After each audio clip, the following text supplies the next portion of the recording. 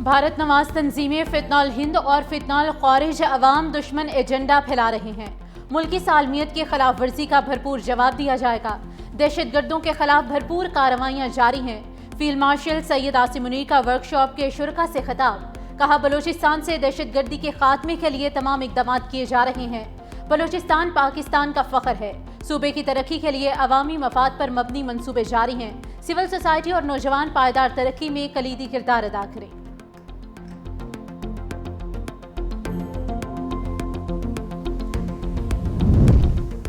چمن کے مقام پر پاک افغان سرحد کو جزوی طور پر کھول دیا گیا۔ جنگ بندی معاہدے کے بعد افغانستان سے خالی گاڑیوں کی واپسی جاری۔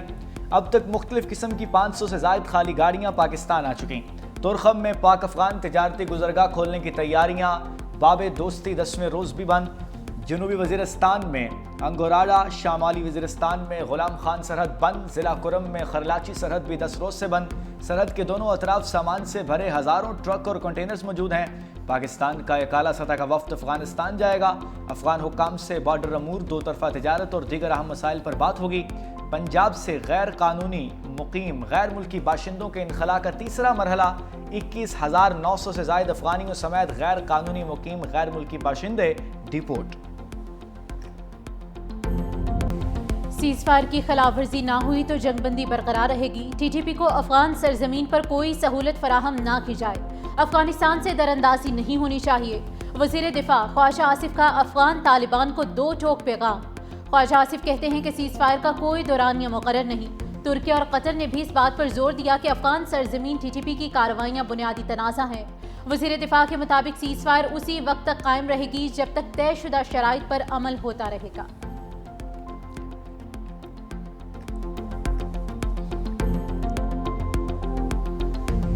ٹی ایل پی کے 3800 فائنانسرز کا سراغ مل گیا۔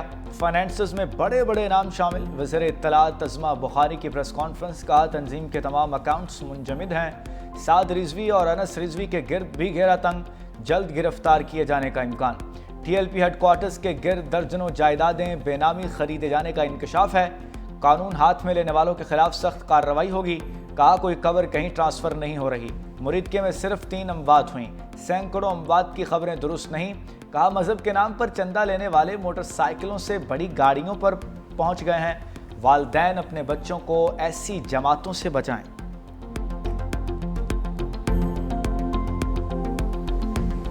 سہیل بزدار لگایا گیا ہے، دنستہ لگایا گیا ہے، سوچ سمجھ کے لگایا ہے۔ کم عقل اور بچگانہ سوچ والا بندہ لگایا جائے اپنے بانی کو خوش کرنے کے لیے بیانات اور اس طرح کے ڈرامے کرے۔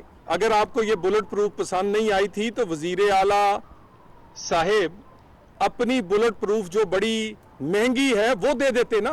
وفاق کو آپ کو گاڑیاں دینے کی ضرورت ہی نہ پڑتی اگر آپ بھی پنجاب اور سندھ کی طرح اپنی گاڑیاں خرید چکے ہوتے۔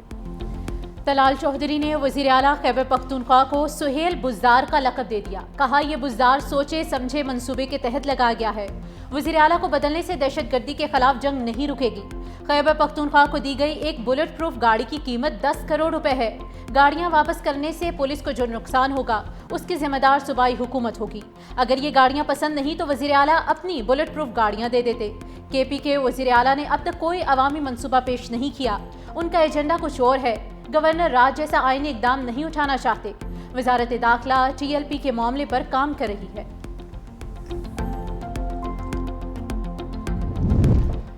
مسلم لیگ کا آزاد کشمیر حکومت سے علیحدگی کا اعلان۔ مسلم لیگ نون آزاد کشمیر کے صدر شاہ غلام قادر نے کہا کہ اگر پیپلز پارٹی تحریک عدم اعتماد لاتی ہے تو یہ ان کا جمہوری حق ہے۔ مسلم لیگ نون کسی نئی حکومت کا حصہ نہیں بنے گی۔ مسلم لیگ نون اب اپوزیشن میں بیٹھے گی۔ جو پارٹی پالیسی سے انحراف کرے گا کارروائی کا سامنا کرے گا۔ نئی حکومت صرف صاف شفاف عام انتخابات سے ہی ممکن ہے۔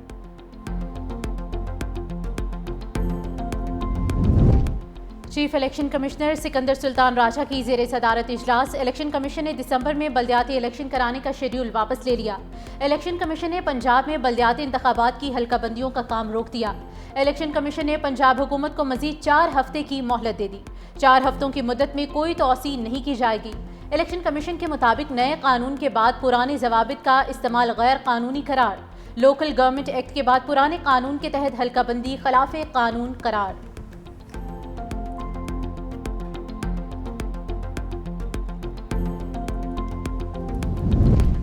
وزیراعظم نے سیمی کنڈکٹر کے لیے انسپائر انیشیٹو کا اجرا کر دیا۔ وزیراعظم شہباز شریف نے خطاب کرتے ہوئے کہا کہ FPR مکمل ڈیجیٹائز ہو چکا، کیش لیس معیشت پر تیزی سے کام جاری ہے۔ سیمی کنڈکٹر پروگرام وقت کی اہم ضرورت ہے، یہ پروگرام ہی پاکستان کا مستقبل ہے۔ اس پروگرام کے لیے فنڈنگ کا مسئلہ نہیں ہوگا۔ 20 ارب روپے ضرورت مندوں کے لیے مختص کیے گئے ہیں۔ دنیا بھر میں سیمی کنڈکٹرز کے حوالے سے بیانیے کی جنگ جاری ہے۔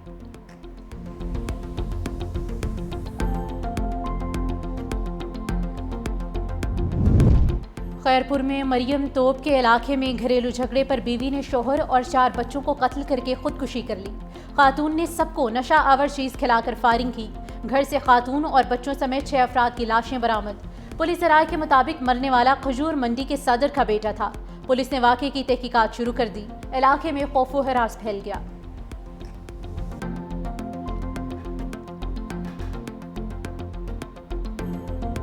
سندھ حکومت کی کچے کے ایریا میں ڈاکو سرنڈر پالیسی کی تفصیلات سامنے آ گئی۔ حکومت کچا ایریا میں اسکول، ہسپتال، ویٹنری سینٹرز کھولے گی۔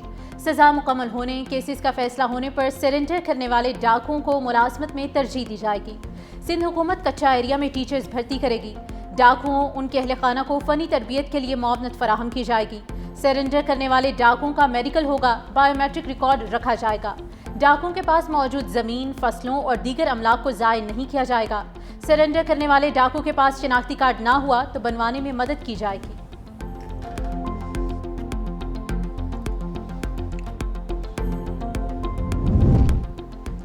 تحریک تحفظ آئین پاکستان کے نام سے اتحاد کے رجسٹریشن کی درخواست واپس۔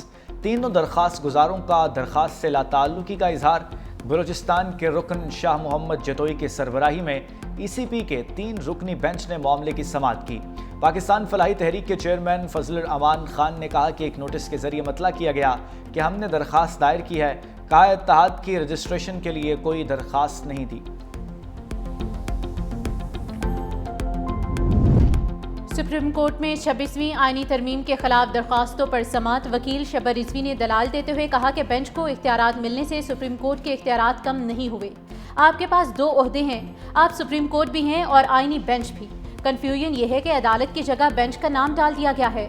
جسٹس جمال خان مندوخیل نے ریمارکس دیے کہ قانون میں سپریم کورٹ کا اختیار درج ہے، بینچ کا نہیں۔ آپ شاید یہ کہنے کی کوشش کر رہے ہیں کہ بینچز کا اختیار نہیں، فل کورٹ کا ہے، یعنی بینچز نہیں سن سکتے لیکن فل کورٹ میں تمام ججز بیٹھ کر سن سکتے ہیں۔ جسٹس مسرت ہلالی نے کہا کہ آئین میں ترمیم ہو چکی، اس کے مطابق آئینی بینچ بن چکا، ہم کس طرح 191A کو بائی پاس کرتے ہوئے سب کو بٹھا لیں۔ جسٹس محمد علی مظہر نے کہا کہ رول میں فل کورٹ پہلے بھی نہیں ہوتا تھا، ماضی میں ماسٹر آف روسٹر کے مطابق فیصلے ہوتے تھے۔ جسٹس امین الدین نے کہا کہ سوال یہ ہے کہ غیر آئینی بینچ ججز کو آئینی بینچ کا حصہ کیسے بنایا جائے۔ آپ کہہ رہے ہیں کہ ہم ججز کو اختیار دیں جن کے پاس قانون کے مطابق ہی اختیار نہیں۔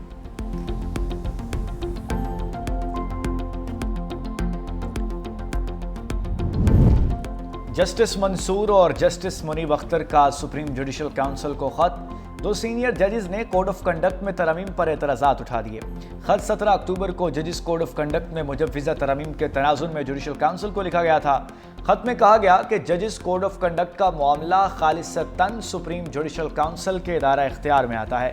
ججز کے میڈیا کے سامنے آنے پر پابندی غیر مناسب ہے۔ ایک جج خود کو غیر جانبدار رکھتے ہوئے گفتگو کر سکتا ہے۔ کونسل اجلاس میں ہم نے کہا کہ پہلے ہمارے 13 اکتوبر کے خط کا معاملہ طے کیا جائے۔ جسٹس سرفراز ڈوگر کے خلاف کیس کا فیصلہ کونسل میں شمولیت کو متاثر کر سکتا ہے۔ کونسل کی آئینی حیثیت کا تعین کیے بغیر اس کے فیصلوں کی قانونی حیثیت پر سوالات اٹھیں گے۔ اگر ترامیم اپنا لی گئیں تو یہ عدلیہ کی آزادی کو محدود کر دے گی۔ 26ویں ترمیم ابھی سپریم کورٹ میں چیلنج ہے۔ کونسل کے 2 ممبران کا مستقبل بھی اس کیس کے ساتھ طے ہونا ہے۔ محمود خان اشکزئی کو قائد حزب اختلاف مقرر کرنے کی درخواست۔ اسد کیسر اور دیگر رہنماؤں نے درخواست اسپیکر آفس میں جمع کرا دی۔ درخواست اسپیشل سیکرٹری قومی اسمبلی مشتاق احمد نے موصول کی۔ اسد کیسر نے میڈیا سے گفتگو میں کہا کہ 47 MNAs کے ساتھ دستخط کے ساتھ یہ درخواست جمع کرائی ہے۔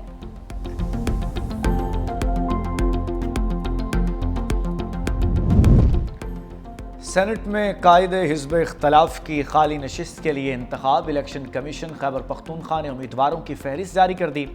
خرم ذیشان اور عرفان سلیم پی ٹی آئی کے حمایت یافتہ امیدوار، تاج محمد افریدی اور عابد خان آزاد امیدوار کی حیثیت سے میدان میں اتریں گے، جبکہ پیپلز پارٹی کے نثار خان بھی سینیٹر کے لیے امیدوار۔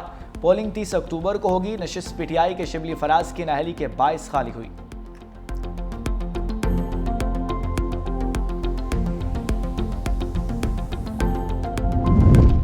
شراب اور اسلحہ برآمدگی کیس۔ District and session court Islamabad نے سابق وزیر اعلیٰ علی امین گنڈا پور کے وارنٹ گرفتاری جاری کر دیے۔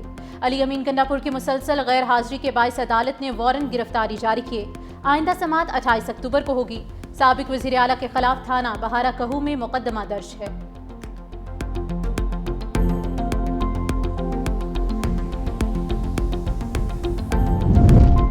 لاہور میں دھند اور سموگ میں خطرناک حد تک اضافے کا خدشہ۔ بھارتی دارالحکومت نئی دلی دنیا کے آلودہ ترین شہروں میں سر فہرست ہے۔ لاہور کا دوسرا نمبر ہے۔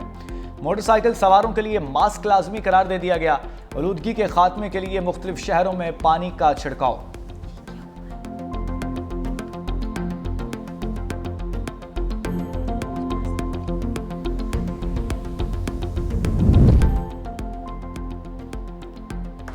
دہشت گردی کے خلاف پوری قوم متحد ہے، عطا طارق کی جانب سے یہ کہا گیا۔ انہوں نے کہا کہ پچھلی حکومت میں دہشت گردوں کو خیبر پختونخوا میں لا کر بچایا گیا، جبکہ ہماری مسلح افواج نے کنونشنل وارفیئر مین میں صلاحیتوں کا اپنا لوہا منوایا ہے۔ مزید کہا کہ ہماری سیکیورٹی فورسز روزانہ کی بنیاد پر قربانیاں دے رہی ہیں۔